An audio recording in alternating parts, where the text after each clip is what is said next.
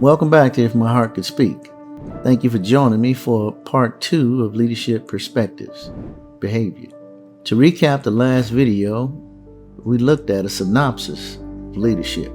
Why is leadership important? What does a leader look like? And how do you know you are a leader? Our perspective determines how we respond. Perspective is vital in a person's life because usually how we view things is how we do things. That makes up behavior. Saying that one doesn't believe in the importance of behavior is like saying one doesn't believe in gravity. But all you need to do is find the nearest bridge, jump off, and somewhere in between the jump and the landing, you'll realize behavior is key. As a leader, your behavior has implications on the organization you lead, the people who follow, and the company you represent. Therefore, intentionality in your speech and action can improve employee participation, resulting in higher execution in the marketplace, job satisfaction, and even employee turnover. In this video, I want to introduce to you my 10 leadership perspectives on behavior. Write these down. Number 1, great leaders have character. Character is the key of leadership. Character unlocks the door to a set of values without compromise. Being of high character takes the ability to do what is right over what is easy. Number 2, great leaders transfer knowledge and information. Leaders are not insecure people. This is the most overlooked and feeble area of leadership, intentionality.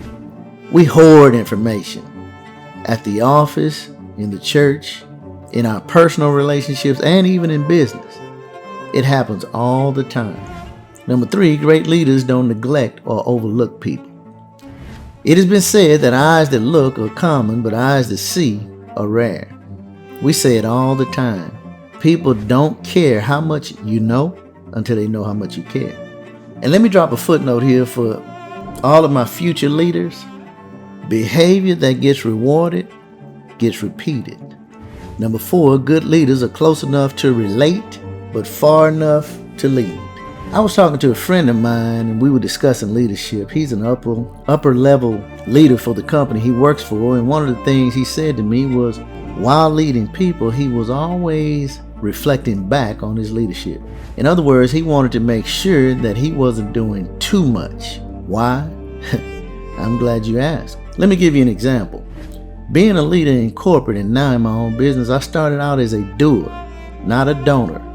Earlier in my career, I was an individual contributor whose experience and talent got the attention of managers and other company leaders. They recognized my skills and dedication. They identified me as a future leader, and so I got promoted. Sounds familiar? So we become a manager, a director, a VP, EVP.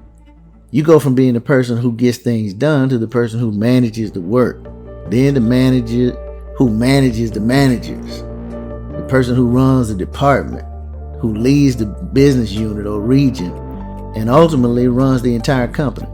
You may have ascended rapidly or gradually over the years, and today you're a leader. The truth be told, even great leaders have trouble letting go. After all, it's not easy for us to change how we see ourselves or modify our beliefs about the value we bring. And chances are, you're very good at what you do. You're an expert, dedicated, quick, and you do things well.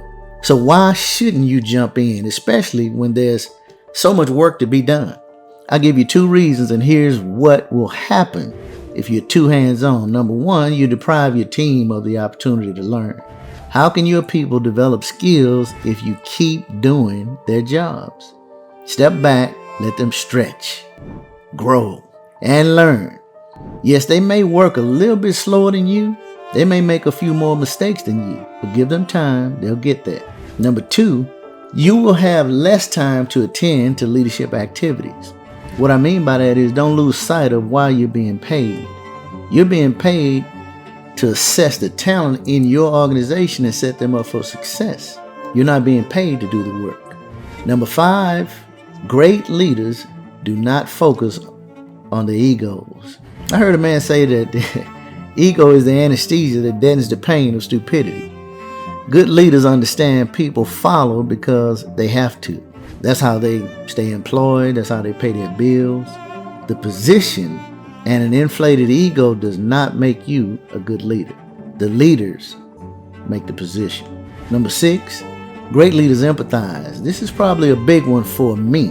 Understanding the psychology of others is an important part of leadership. Empathy doesn't mean you agree with or see things their way all the time. It just means that you're willing and able to appreciate what others are going through. You see, we can change our world by simply changing the way we treat one another. Number 7, great leaders understand purpose and planning. When you find your purpose, you stop working for money. When you find your purpose, you don't need an alarm clock. Every day becomes the greatest day of your life. And let me just tell you, when that happens, now plans are worthless, but planning is everything. Number 8, great leaders understand vision. God gave man vision so that he could see beyond what he dreams. So now man can take a tour of his future, come back and make plans to go there. Number 9, great leaders are accountable and hold other people accountable. People who want to get better, they welcome accountability. I would suggest surround yourself with people who have high expectations. Be responsible for yourself first. Lose the pride. Open yourself up to accountability and let others push you to high character. And number 10, great leaders stand on their values. Your life is a product of your values, not your feelings. We see people far too often wear their feelings on their sleeves, but they never wear their principles there. Whether it's patience is a virtue, love never fails, or do the right thing.